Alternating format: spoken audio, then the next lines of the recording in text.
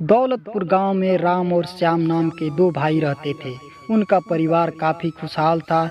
एक दिन उसके पिता ने दोनों भाइयों को अपनी पुरानी व्यापार सौंप दिया, जिससे वह दोनों भाई अपना व्यापार अच्छे से चला सकें और उन्हें कोई भी परेशानी न हो। दोनों की शादी भी हो गई थी। दोनों भाई अपना व्यापार अच्छे से चला रहे थे। उनका जीवन अच्छे से गुजर रहा था। एक दिन की बात है, एक बाबा उनकी दुकान पर आए। बाबा बाहर खड़े होकर भिक्षा मांगने लगे। अभी अभी सुबह का वक्त हुआ था। दोनों भाई अपनी दुकान को खोलकर साफ सफाई कर रहे थे। जब छोटे भाई श्याम ने देखा कि बाबा आकर उनके दुकान पर खड़ा है, तो वह अपने बड़े भाई राम से कहने लगा कि सुबह सुबह यह बाबा यहाँ पर आ गया है और अभी तो हमारी बोनी भी नहीं हुई है। यह कुछ देर बाद भी तो आ सकता था। तभी बड़ा भाई राम बोला कि हो सकता है कि इन्हें बहुत ज़रूरत हो, इसलिए यह आ गए हैं। हमें इन्हें कुछ दे देना चाहिए, यही हमारा कर्म है। लेकिन छोटे भाई श्याम ने कहा कि हमें ऐसा नहीं करना चाहिए। आप तो जानते हैं कि अगर हमारी बोनी नहीं होती है तो इससे हमारा दिन भी बेकार ही जाता है। लेकिन बड़े भाई ने बाबा को कुछ दिया और वह आगे चल गए। यह देखकर श्याम बहुत गुस्सा हो गया था, लेकिन उसने कुछ नहीं कहा। दोनों भाई सफाई करके अपनी दुकान पर बैठ गए। लेकिन उस दिन ऐसा हुआ था कि एक भी ग्राहक दुकान पर नहीं आया और पूरा दिन ऐसे ही चला गया। जब शाम हुई तो छोटे भाई ने कहा कि आज आपकी एक गलती से हमारा बहुत नुकसान हो गया है। आज कोई भी नहीं आया और हमें खाली हाथ ही घर जाना पड़ रहा है। इस पर बड़े भाई राम ने कहा कि अगर आज ऐसा ही होना था तो ऐसा ही हुआ है, इसमें की भी कोई गलती नहीं है। अगर हम ऐसा न करते तो हमारे दरवाजे पर आया कोई भी आदमी खाली हाथ ही जाता, जबकि ऐसा नहीं करना चाहिए। लेकिन छोटा भाई श्याम तो अपने मन में यह बात बिठा चुका था कि गलती बड़े भाई राम की है और इसी कारण आज ऐसा हुआ है। शाम को दोनों भाई घर पहुंच गए, लेकिन आज श्याम का मन किसी भी बात में नहीं लग रहा था। आज उसने ठीक से खाना भी नहीं खाया था, इसलिए कि वह सारी गलती बड़े भाई की ही मान रहा था। अब छोटा भाई सोचने लगा कि मुझे कुछ ऐसा करना चाहिए जिससे कि मेरा व्यापार अच्छा से चल सके। अगर मैं बड़े भाई के साथ रहता हूँ तो वैसा हर रोज होगा, इसलिए आज उसने फैसला लिया था कि मेरा व्यापार अलग होना चाहिए। जब सुबह हुई तो छोटे भाई श्याम ने अपने पिता से इस बारे में बात की, लेकिन वह मानने को तैयार नहीं थे। जब बड़े भाई राम को यह बात पता चली तो उसको बहुत दुख हुआ, क्योंकि वह एक साथ में काम करना चाहता था। लेकिन लगता है कि ऐसा अब नहीं होने वाला है। छोटा भाई अब किसी की भी बात नहीं सुन रहा था। वह तो अपना व्यापार अलग करने में ही राजी था। कुछ देर बाद फैसला हो गया था और श्याम का व्यापार अलग हो गया था। अब छोटे भाई ने सोचा कि अब मेरा व्यापार बहुत अच्छा चलेगा। छोटे भाई की दुकान कुछ दूरी पर थी और बड़े भाई की दुकान भी उसी ओर थी। अब दोनों साथ में ही जाते थे। लगभग बोलना भी कम हो गया था, क्योंकि छोटे भाई के अंदर अब घमंड और ईर्ष्या मन में घर कर लिया था। कुछ दिन तक छोटे भाई श्याम की दुकान बहुत अच्छी चली और वह घमंड में चूर था।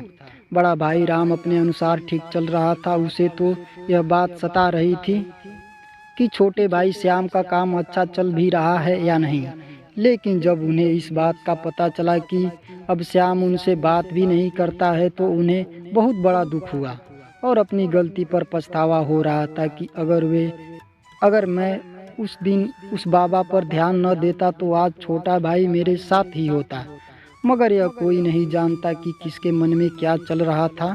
कुछ दिन बीत गए थे। अब अचानक ही एक बाबा श्याम की दुकान पर आए और भिक्षा मांगी।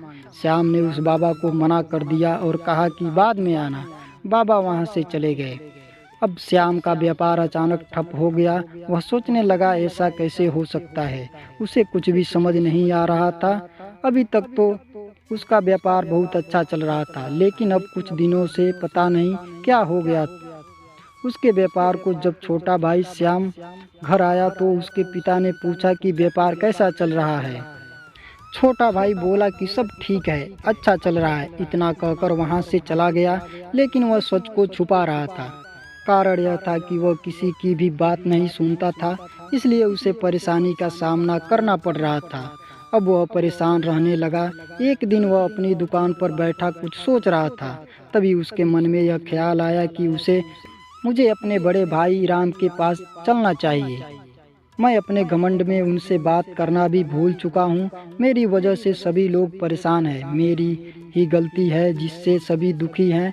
यह सोचता हुआ वो अपने बड़े भाई के पास गया और बोला कि मुझे माफ़ कर दो, मुझे ऐसा नहीं करना चाहिए था। बड़े भाई ने कहा कि कुछ भी कहने की ज़रूरत नहीं है।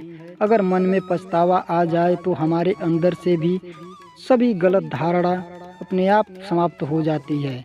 इस तरह दोनों भाई फिर से एक होकर काम करने लगे। यह बात सही है कि हम जब एक साथ मिलकर कोई काम करते हैं तो हम उस काम को बहुत आगे तक ले जा सकते हैं और अलग होते ही हमारी ताकत भी बढ़ जाती है। इसलिए एक साथ मिलकर काम करें और एक साथ मिलकर रहें, तभी हमें सच्ची खुशियाँ मिलती है। जीवन का यही सार है कि आपको साथ में रहना चाहिए, तभी आप कुछ भी कर सकते हैं। वीडियो की दूसरी कहानी भी बहुत ज्ञानवर्धक है। कहते हैं लालच बुरी बला है। लालच में किया गया कार्य कभी भी सफल नहीं होता है। हमें कभी भी लालच की वजह से सेवा नहीं करनी चाहिए, क्योंकि अगर हम ऐसा करते हैं तो हमारी सेवा का फल हमें कभी नहीं मिलता है।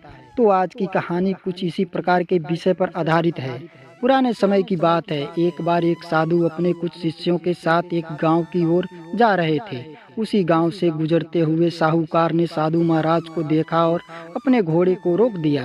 साहूकार दौलत सिंह घोड़े से उतरा और साधु महाराज के पास आया और कहने लगा कि आप हमारे साथ चलिए।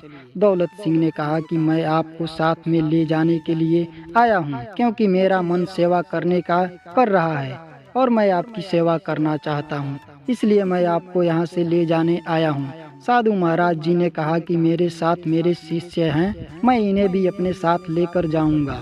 साहूकार ने कहा कि जैसी आपकी मर्जी हो वैसा ही करिए। साधु महाराज साहूकार के घर जाकर देखा तो साहूकार दौलत सिंह के पास आलीशान बहुत बड़ा बंगला था, जहाँ पर हर चीज की सुख सुविधा मौजूद था। साधु महाराज ने मन ही मन विचार करने लगे, यहाँ पर सब कुछ उपलब्ध है। मुझे नहीं लगता कि साहूकार दौलत सिंह के मन में किसी प्रकार का लालच है।